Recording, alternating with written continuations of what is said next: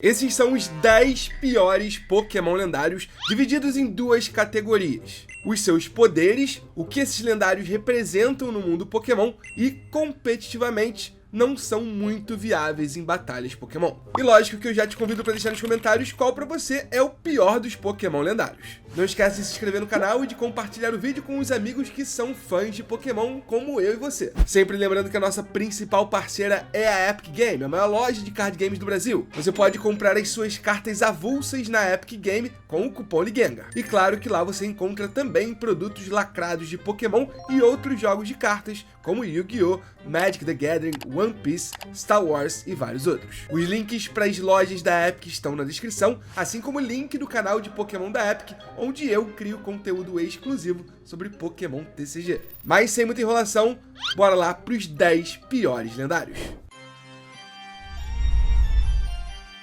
Vamos começar não com um, mas sim com um grupo completo de Pokémon lendários, e eu tô falando das aves de canto. Os pássaros lendários da primeira geração são clássicos. O primeiro trio de lendários que moldou a forma como a franquia nos apresenta a maioria dos seus lendários. Só que quando falamos sobre o impacto de Articuno, Zapdos e Moltres no mundo Pokémon, aí ele fica muito além de vários outros. Se a gente imaginar que Dialga criou o tempo, Palkia criou o espaço, temos lendários da vida e da morte, como Xerneas e Veltal, e aqueles que ajudaram fisicamente ao universo tomar conta, como Groudon e Kyogre, ou até mesmo os muitas vezes esquecidos Uxie, Mesprit e Azelf, responsáveis pelas emoções que nós, seres humanos, sentimos. Já Articuno, Zapdos e Moltres estão conectados basicamente com os seus elementos. Articuno consegue criar neve, Zapdos trovões, Moltres é capaz de manipular fogo, eles também estão de alguma forma conectados às estações do ano. Isso fica meio claro na Pokédex do Moltres, que diz que ele leva primavera antecipada a terras invernais. De uma forma geral, quando falamos de Pokémon lendário,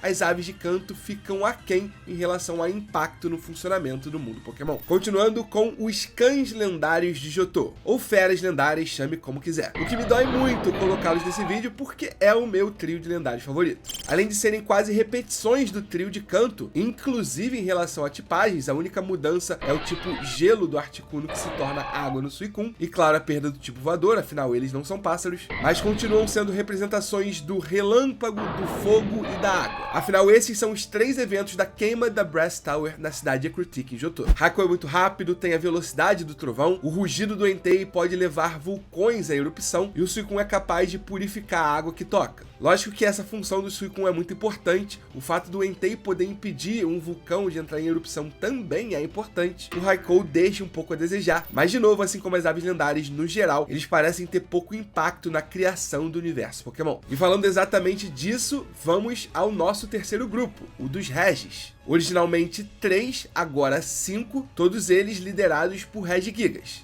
Há muito tempo, um antigo Pokémon, justamente o Regigigas, teria movido os continentes do planeta Pokémon para suas posições atuais, puxando-os com cordas. Depois de terminar, criou 3 Pokémon, depois descobrimos que foram na verdade 5, Regirock, Regice, Registeel, Regieleki e Regidrago. Quando ele foi selado no templo de Snowpoint, todos os outros foram também selados, os 3 primeiros levados a Hoenn e os 2 últimos localizados na região de Galar, mais especificamente na Crown Tundra. Então a verdade é que esse quinteto de Regis é basicamente criação do Regigigas. Esse sim, um papel muito importante no universo Pokémon, mas acho que não dá pra dizer o mesmo dos outros 5 Regis criados à sua imagem. Bom, se os pássaros lendários de canto estão nessa lista, os pássaros lendários de Galar não podiam ficar de fora. Os de canto ainda tem lá uma conexão com o mundo Pokémon, uma mitologia por trás deles. Os de Galar são simplesmente Pokémon que se parecem com as aves lendárias de canto, e aí foram batizados com o mesmo nome. Logicamente que existe um vínculo, tanto em questão de tipagem, quanto em questão de golpe assinatura das Legendary Bursts de Galar, e até mesmo as formas Shine delas. Tudo isso está intrinsecamente ligado às aves de canto, mas até mesmo a função dos pássaros de Galar no mundo Pokémon não está totalmente clara. Existe um vínculo delas com a Dynatree, que faz elas recorrentemente voltarem à região de Galar, e talvez seja responsável pela alteração do aspecto, dos tipos e das habilidades desses Pokémon, fazendo com que assim as aves lendárias de canto tenham assumido formas diferentes em Galar. A julgar pela Pokédex, fica meio redundante se de fato são formas regionais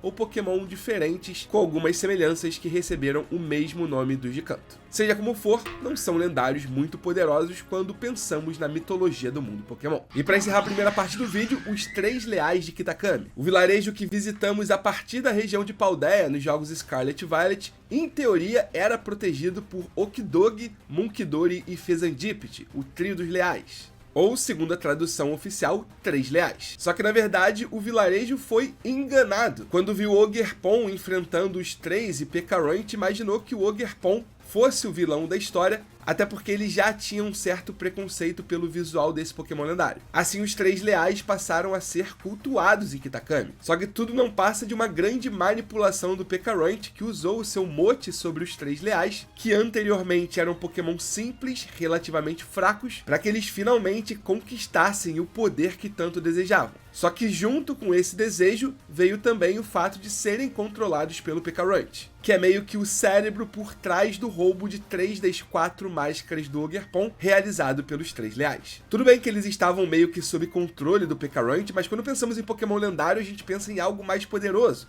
que não se deixa ser manipulado tão facilmente assim. Então, pra mim, os 3 leais são os verdadeiros fracos dessa história. Talvez não sejam os verdadeiros vilões, esse pode ser o Pekaroint, mas definitivamente não estão no nível dos mais poderosos lendários do mundo Pokémon. E agora vamos para a segunda parte do vídeo, 5 Pokémon lendários que você provavelmente já achou que ele fosse muito poderoso, mas na verdade, nas batalhas Pokémon, não são muito fortes. Alguns deles, inclusive, já apareceram em vídeos anteriormente aqui no canal, como o primeiro citado, Mewtwo.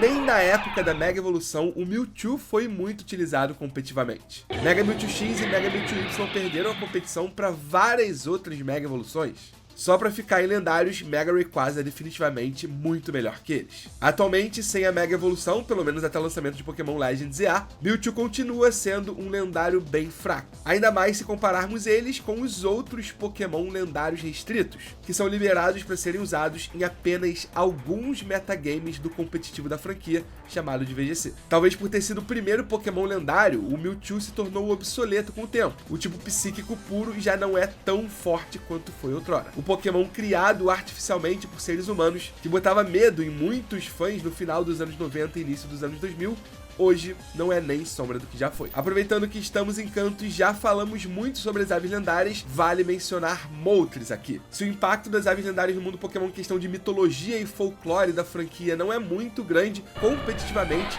Articuno Zapdos tem o seu nicho. Agora o Moltres é terrível. Começando pela sua combinação de tipos, que dá muita fraqueza a esse monstrinho, que ofensivamente não consegue suprir esse ponto fraco. Pelo menos o Galarian Moltres é bem mais poderoso e esse sim já foi utilizado bastante competitivamente. O próximo da nossa lista é o Kyurem, e definitivamente não tem por que usar o Kyurem tendo as suas outras formas que são bem mais fortes. A combinação dos tipos do Kyurem também dá muita fraqueza para esse monstrinho, que não são supridas pelo seu potencial ofensivo. É um dos Pokémon que mais rapidamente se tornou obsoleto, justamente pelas formas alternativas que ele ganhou ao se fundir com Zekrom e Reshiram. Além disso, Kyurem está no grupo dos Pokémon lendários restritos, onde a competição é de altíssimo nível e ele não chega nem perto. Algo muito parecido que rolou com o Kyurem aconteceu também com o Necrozma. O Necrozma talvez seja o pior dos dois mundos, do Kyurem e do Mewtwo. Tem uma tipagem que hoje é extremamente obsoleta, o psíquico puro, e ele próprio se tornou obsoleto com as suas formas alternativas. Duskmane Necrozma e Downwind Necrozma adicionam um potencial que o Necrozma sozinho não possui. Logicamente que ele é muito importante para a lore da 7ª geração e para o mundo Pokémon como um todo, por conta do seu vínculo com os Ultra Wormholes, o que impacta grandiosamente a franquia, a timeline de Pokémon e coisas do tipo. Só que competitivamente, falando em batalha, o Necrozma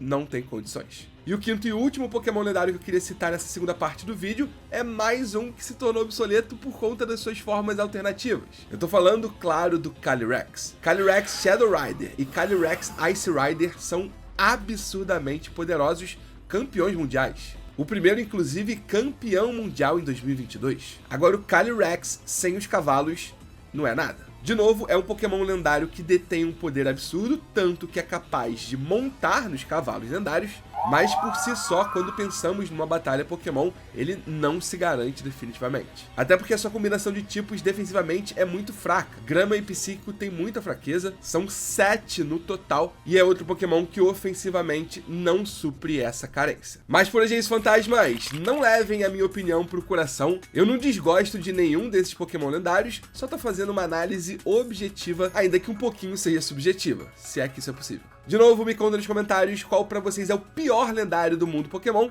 Não esquece do like no vídeo, de se inscrever no canal, comenta aí uma sugestão de top 10 que gostaria de ver na próxima semana. E é isso. Muito obrigado por tudo, fantasmas, pela força de sempre, e até a próxima.